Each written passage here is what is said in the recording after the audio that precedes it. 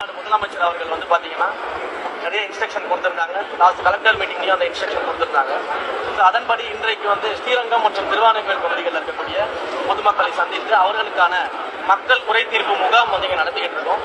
இந்த முகாமை பொறுத்த வரைக்கும் பாத்தீங்கன்னா அனைத்து துறையில் இருக்கக்கூடிய அரசு அதிகாரிகள், திருச்சி மாநகராட்சி இருக்கக்கூடிய அரசு அதிகாரிகள், ஸ்ரீரங்கத்தில் இருக்கக்கூடிய அரசு அதிகாரிகள் எல்லாருமே எல்லா துறையில இருந்தும் இங்க வந்து என்னோட கலந்துட்டு இருக்காங்க.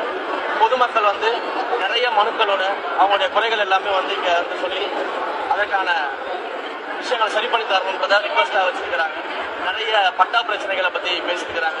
அதே போல தண்ணீர் பிரச்சனை, கால்வாய் பிரச்சனை, வேலை வாய்ப்புகள் இருக்கக்கூடிய பிரச்சனை, இது மாதிரியான ரொம்ப அடிப்படையான தேவைகளுக்கு வீட்டு வசதி வந்து செஞ்சு தர்றது, உடல் உபாதைகளுக்கு மெடிக்கல் ஃபெசிலிட்டிஸ் பண்ணி தர்றது, அதே போல இந்த உரிமை தொகைகள் வந்து கிடைக்காதவங்க அந்த உரிமை தொகைக்காக வந்து ரிக்வஸ்ட் பண்றது, பென்ஷன் கிடைக்காதவங்க பென்ஷனுக்கு ரிக்வஸ்ட் பண்றதுன்னு சொல்லிட்டு தொடர்ந்து இது போன்ற அடிப்படை தேவைகளுக்கான அவங்களுடைய குறைகளை வந்து என்னிடம் எடுத்து வந்திருக்கிறாங்க.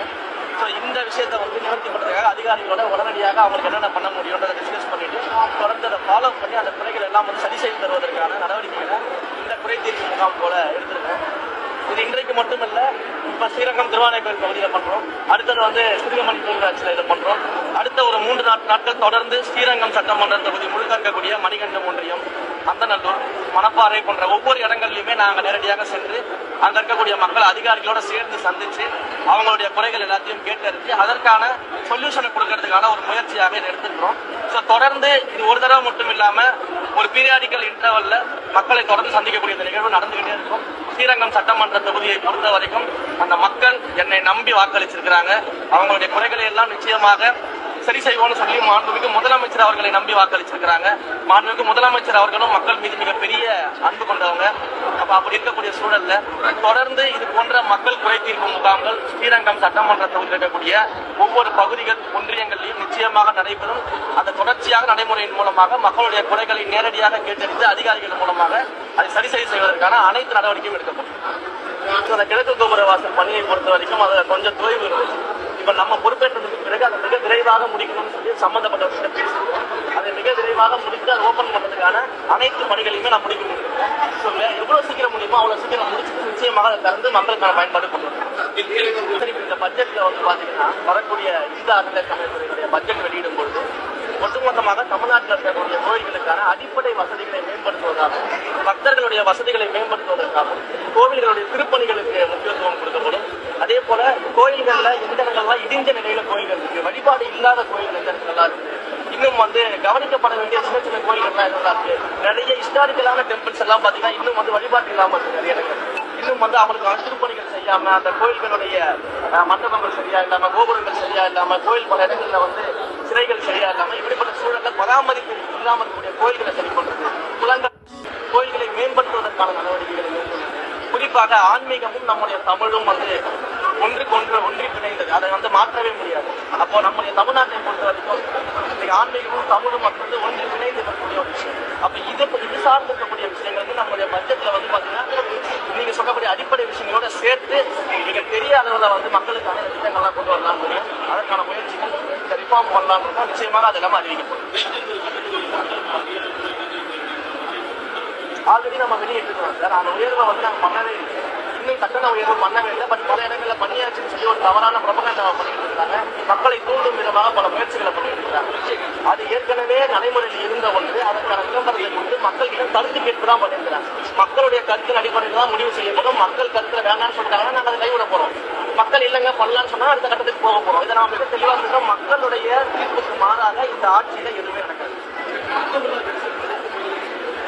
அதற்கான ஆய்வுகள் எல்லாம் பண்ணிட்டு இருக்கோம். அதுக்கான ஃபீஸிபிலிட்டிஸ் தான் பார்த்துட்டு இருக்கோம். என்ன செக் பண்ணி சொல்லிட்டு கோயிலுமே இந்த விஐபி தரிசனங்களை பொறுத்த வரைக்கும் அதை வந்து நம்ம பல்வேறு இடங்களில் முறைப்படுத்த சொல்லியிருக்கோம்.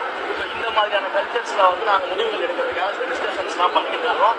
இந்த கோயிலில் என்ன நடந்தது அப்படின்றத நான் விசாரிச்சுருக்கேன். விசாரணை அடிப்படையில் அதுக்கேற்ற முடிவுகளாக இருக்கு. இந்த நிலை மாறாமலாம் இல்லை சார். நான் பல்வேறு பொதுமக்களை சந்திச்சிருக்கிறேன். ஒரு விஷயத்தை முன்னெடுக்கும் போது இன்றைக்கு 70-80% திருச்செந்தூர் கோயில் நிலைகள் மாறி இருக்கு. இன்னும் 10-15% இருக்கதான் செய்யும். ஏன்னா ஒரேடியா 100% யாராலையும் மாற்ற முடியாது. நீங்க நினைச்சாலும் அதை மாற்ற முடியாது. கரெக்ட் தானே? அப்ப அந்த இடங்கள்ல 80% நிலை மாறி இருக்குது. பொதுமக்கள் நான் பார்க்கிற இடத்துல திருச்செந்தூர் இப்ப மாறி இருக்குன்ற கருத்தை என்ன சொல்லிட்டு இருக்கிறாங்க. பொதுமக்கள் சந்தோஷமா இருக்கிறாங்க. நீங்க டவுட் இருந்தா கண்டிப்பா நேரடியா போய் பாருங்க. இணையதளத்துக்கு எதிராக நானே வந்து கமிஷனர் காமெடி மேடம் நேரடியா போயிட்டு கம்ப்ளைண்ட் கொடுத்து அந்த கம்ப்ளைண்ட் மேல நடவடிக்கை எடுக்கப்பட்டு வட மாநிலத்தை சேர்ந்தவங்க கைது செய்யப்பட்டிருக்கிறாங்க. இப்போ நாங்கள் என்ன பிளான் பண்ணிட்டு இருக்கோம் அப்படின்னா, யாத்ரி நிவாஸுக்கு நாங்களே வந்து ஆன்லைன் புக்கிங் தொடங்கி ஒரு அஃபீஷியல் வெப்சைட் கொடுக்கலாம் அப்படின்னு டிஸ்கஷன் இருக்குது. அதை ப்ரொபகண்டா பண்ணி அதை வந்து மக்களுக்கு கொண்டு போய் சேர்த்து விளம்பரம் செய்து போலி இணையதளங்களுக்கு ஏமாறுறீங்கன்ற இந்த ப்ரொபகண்டா பண்ணுறதுக்கு நாங்கள் தயாராக அதை ஏற்கனவே எங்களுடைய கட்சியில பதில் சொல்லிட்டாங்க. அதை பாலிசி கமிஷன் பத்தி அவங்க பதில் சொல்லிட்டாங்க. நீங்க அதை அங்கே வாங்கிக்கலாம். மக்கள் பிரச்சனையை பத்தி பேசுங்க. ஏன் இந்து சமய அறநிலையத்துறை பத்தி கேள்விகளுக்கு நான் பதில் சொல்றேன். எல்லாமே பெருசா கோடிக்கணக்கில் செலவு பண்ற விஷயங்கள் மக்கள் கேட்கல. நீங்க அதை தெளிவா புரிஞ்சுக்கணும். அவங்க கேட்கறதெல்லாம் ரொம்ப சாதாரணமான பிரச்சனை. எங்க ஊர்ல லைட் இல்லை, எங்க ஊர்ல தண்ணி இல்லை, எங்க ஊர்ல கால்வாய் அடைச்சிருக்கு, எனக்கு வேலை வாய்ப்பு வாங்கிக்கோங்க, ஏதாவது பிரைவேட் ஏதாச்சும் எங்களுக்கு வேலை வாய்ப்பு வாங்கிக்கோங்க, உரிமைத்தொகை எங்களுக்கு கிடைக்கல, பென்ஷன் எங்களுக்கு கிடைக்கல, எங்களுக்கு தரமான மருத்துவ பதவிக்கு ஏற்பாடு பண்ணிக்கோங்க, எங்களுக்கு இலவச மருத்துவ சிகிச்சைக்கு ஏற்பாடு பண்ணிக்கோங்க. இது ரொம்ப அடிப்படையான கேள்விகள் தான் கேட்டுக்கிறாங்க.